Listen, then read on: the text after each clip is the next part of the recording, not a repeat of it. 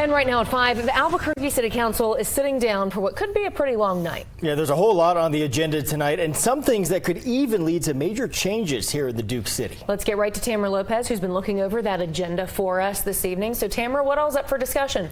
Well, Tessa, Trevor, one high-profile agenda item is up for final action tonight. So earlier this year, you may remember when we reported on a series of what came across as very rude and snarky tweets. These all came from the Albuquerque Police Department official Twitter account, and it sparked outrage from councilors, and some decided to take action. Councilor Renee Grout introduced an ordinance to update the city's administration's social media policy.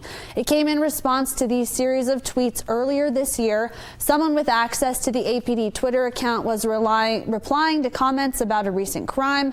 One of those replies was to former Sheriff Darren White, who was questioning the homicide rate during the mayor's administration.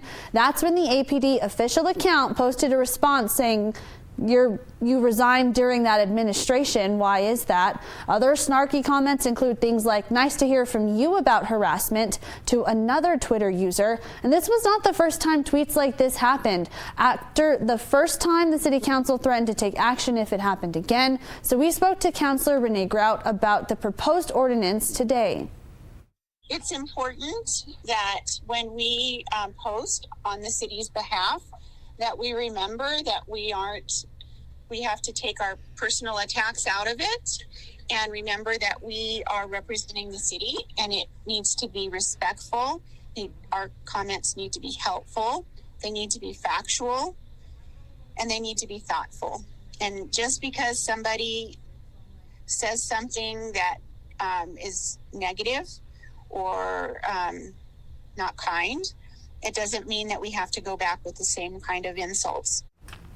The ordinance is up for final action vote tonight. If passed, it would outline an expected standard of behavior that reflects the city's values. That would be for all city public information officers or department heads with access to official city social media accounts. It also outlines what kind of posts can be made, like public service announcements or emergency information, and what should not be posted, like personal opinions and those confrontational remarks we saw earlier. And it would also ban arguing with other accounts. Grout says she also wants the administration to include discipline guidelines. If those guidelines are not adhered to, then it needs to be then there needs to be disciplinary action, which may or may not include termination.